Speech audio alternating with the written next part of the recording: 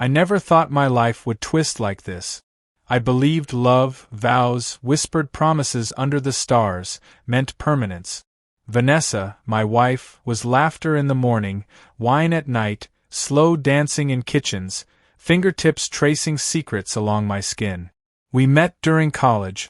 She wore confidence like perfume, intoxicating everyone, especially me. Her laugh, reckless, wild, captured my cautious heart. I chased her. She let herself be caught.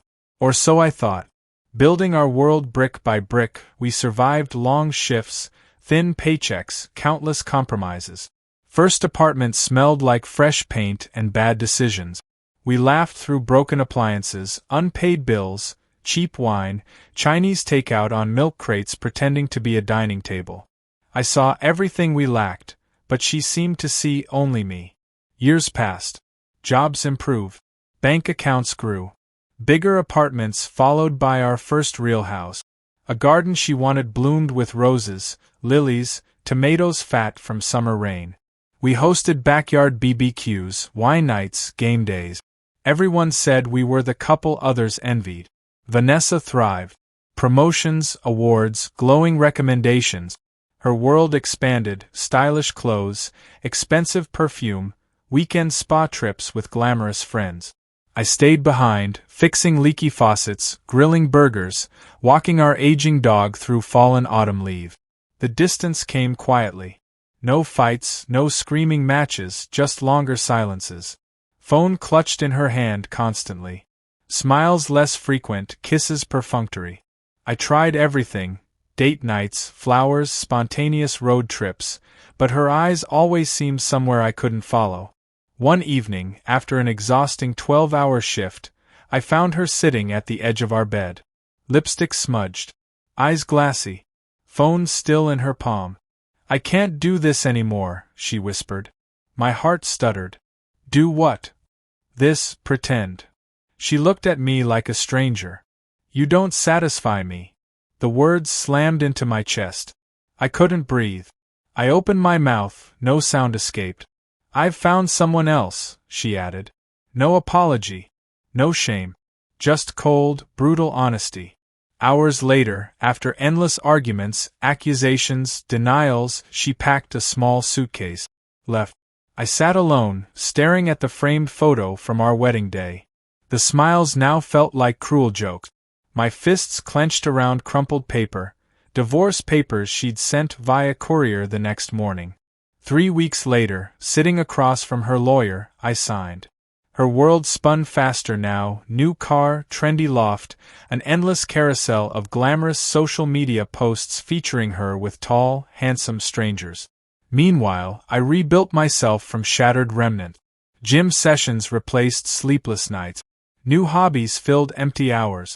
I traveled alone, hiking mountains, wandering foreign streets, sleeping under unfamiliar stars. But one thing lingered, a gnawing, unquenchable hunger.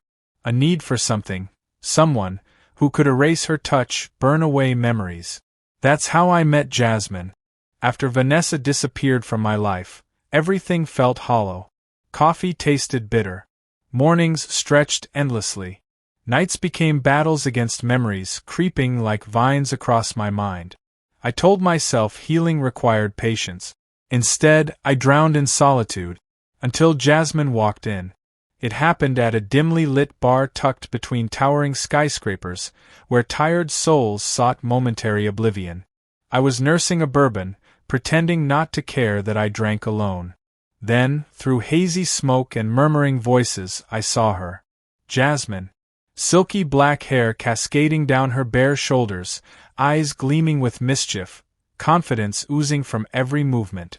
She wasn't beautiful in a traditional sense. She was devastating, bold, dangerous, alive. She approached without hesitation, sliding onto the stool beside mine, her perfume, something rich, forbidden, wrapping around my senses. "Mind if I join?" she asked, voice smooth like velvet. I shook my head, momentarily speechless. Minutes melted into hours.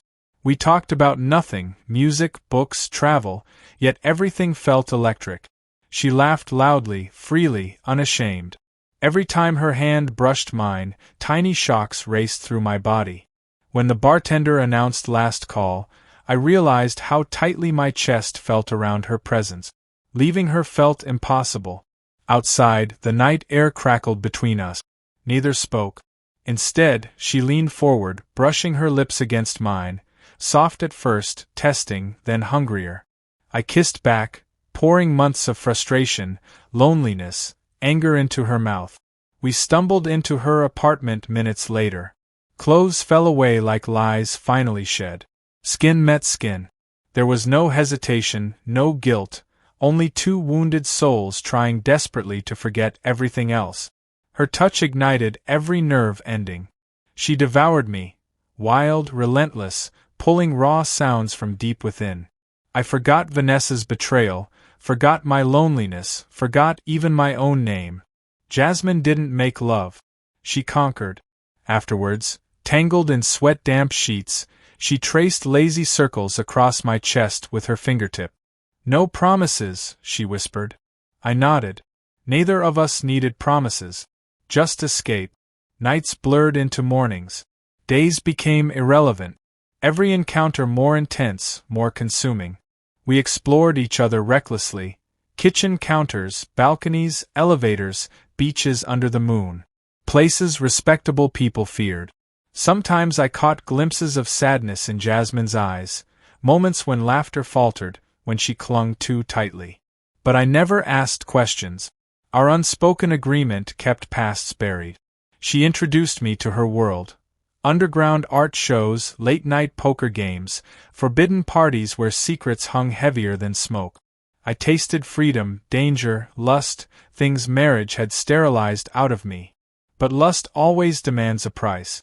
One evening, after an especially reckless escapade, stolen tequila bottles, laughing sprints through rain-soaked streets, she stopped suddenly, pulling me into an alleyway, eyes wide, breathing hard. "He's here," she hissed. "Who?" I asked, heart thundering. "My husband." The word hit me harder than any punch. I hadn't realized, hadn't wanted to realize, that I was someone's escape too. Suddenly everything made sense. The secrecy, the insistence on separate lives, the refusal to make plans. Jasmine wasn't free. Neither was I. Yet, even knowing, I couldn't walk away.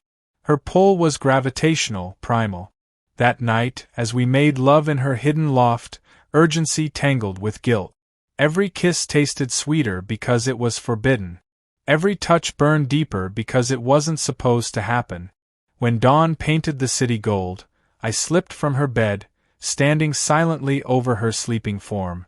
Moonlight danced across her bare skin, illuminating bruises, not from violence, but from passion. Proof of our sins. I should have left then. Should have severed the cord binding us before it strangled us both. Instead, I brushed my lips across her forehead and whispered, "I'm not finished." Because in Jasmine's arms, I didn't feel broken. I felt alive. Even if it meant burning everything else to ashes. Weeks spiraled into months, a dizzying carousel spinning faster than reason. Jasmine became my addiction. Every stolen second, every whispered moan, every bruised kiss feeding something dark, insatiable inside me. She taught me recklessness. I taught her surrender. Together, we stitched broken hearts with threads made of lies. But pretending costs more than honesty. One night, drenched in sweat and sin, lying atop her tangled sheets, Jasmine's phone buzzed violently on the nightstand. She ignored it. Then again. And again. Relentless.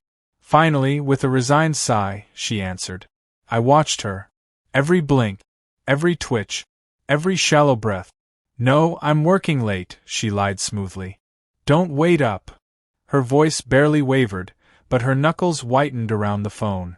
After hanging up, she turned toward me, eyes hollow. "I can't keep doing this," she whispered. I said nothing. Truth caught like broken glass in my throat. For the first time, I saw fear crack her armor. Fear of getting caught. Fear of losing the comfortable life she straddled between passion and obligation. But selfishness drowned my empathy. I reached for her, pulled her against me, kissed her until words disappeared again. If love is destruction, lust is the wrecking ball. That weekend, she invited me to a cabin 2 hours from the city. Hidden among towering pines, secluded from prying eyes. It felt dangerous. It felt perfect. Driving there, windows down, air thick with impending rain, I imagined possibilities. Maybe we could start over. Maybe we could burn our pasts and build something from the ashes. Hope is a dangerous hallucination. Inside the cabin, fire crackled lazily in the stone hearth. Jasmine poured whiskey, hips swaying to music crackling from a dusty radio. She danced barefoot across wooden floors, daring me to catch her. I chased. Outside, thunder rumbled low across the mountains. Inside, our bodies collided like storms.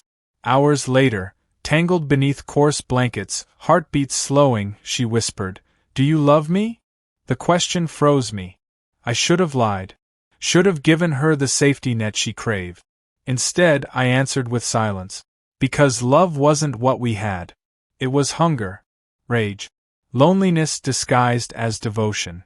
She pulled away, curling into herself. The next morning, sunlight slicing through cracked windows, she was gone. A note, scrawled hastily on hotel stationery, sat on the nightstand.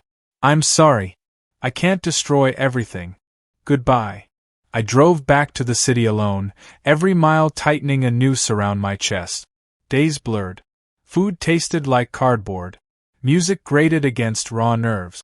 Every memory of her, her laughter, her scent, her touch, haunted me. I thought I'd buried Vanessa's betrayal. I hadn't realized Jasmine would carve new wounds deeper. One evening, stumbling drunk through neon-soaked streets, I found myself outside her building. Lights burned in her windows. Silhouettes moved inside, 2 figures laughing, drinking, touching. A man's hand on her waist. Her face tilted back in laughter, glowing, vibrant, alive. Not with me. Rage blinded me. Fists clenched. Teeth ground together until pain shot up my jaw. But I didn't storm inside. Didn't break anything. Didn't scream. Instead, I turned away. Because deep down, I knew Jasmine had never been mine. Not really. I was her rebellion. Her dirty secret. Her guilty pleasure. And now, just another ghost she exorcised from her carefully curated life. That night, lying alone in my empty apartment, I realized something brutal. I wasn't angry at her. I was furious with myself. I allowed it. I craved it. I fed it. Cheating, lust, betrayal, they aren't accidents. They're choices made in moments of weakness, of selfishness, of desperation. And I had chosen every step leading here.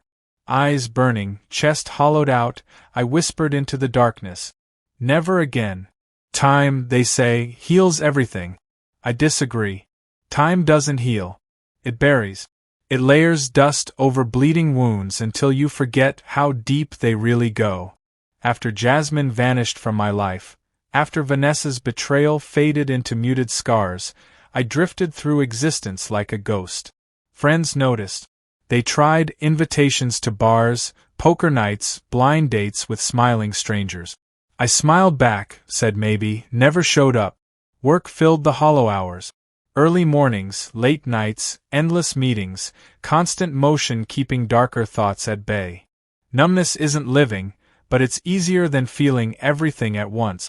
Until one evening, sitting alone at a coffee shop, I met Elena. She wasn't like Jasmine. No seductive glances, no promises hidden behind playful smirks. She wasn't like Vanessa either. No polished perfection, no hunger for adoration. Elena wore simple jeans, a threadbare hoodie, hair tied messily, glasses sliding down her nose as she scribbled furiously into a battered notebook. When she knocked over her latte onto my table by accident, she blushed furiously, stammering apologies. I laughed. A real, startled laugh I hadn't heard from myself in years. Something inside cracked open. Not from lust. Not from desperation. From something quieter. Gentler. Curiosity. We talked. About books. About bad first dates. About failed dreams and secret hope. No pretense. No mask. Just two broken people trying to find meaning in the wreckage. I didn't seduce her. She didn't chase me. We simply existed, two orbiting satellites pulling gently toward each other without realizing. Weeks passed. Coffee dates became dinners. Dinners became long walks beneath city light. I never touched her hand. Not at first. I didn't want to corrupt what we had with old ghosts. But one rainy evening, sharing an umbrella, laughing as puddles soaked our sneakers, she slipped her fingers into mine without asking. And my heart, so battered and weary, beat louder than it had in years. Slowly, painfully, I confessed everything. About Vanessa. About Jasmine. About my own selfishness. About my own sins. I expected her to walk away. I would have understood. Instead, she squeezed my hand tighter. "You're not the sum of your worst mistakes," Elena said simply. "You're who you choose to become." Those words, simple, honest, undeserved, shattered something brittle inside me. For the first time I cried. Not angry, drunken tears. Not bitter, vengeful sobs. Healing tears. We took it slow. Months of awkward dates, nervous kisses, cautious touches. Trust isn't built overnight. Love isn't either. But with Elena I learned patience. I learned forgiveness. I learned that passion burns brightest not when it's forbidden, but when it's earned. One morning, sunlight spilling through our bedroom window, she lay beside me, hair fanned across my chest, breathing steady, peaceful. And I realized something breathtaking. I wasn't haunted anymore. Vanessa's betrayal. Jasmine's lies. My own guilt. All ashes now. And from those ashes, something beautiful, fragile, resilient was blooming. Elena stirred, blinking up at me with sleepy eyes. "What?" she murmured, smiling. I kissed her forehead, heart aching in the best way. "Nothing," I whispered. "Everything. Because love, real love, doesn't demand perfection. It demands honesty, vulnerability, courage. And maybe, just maybe, after everything, I had finally found it.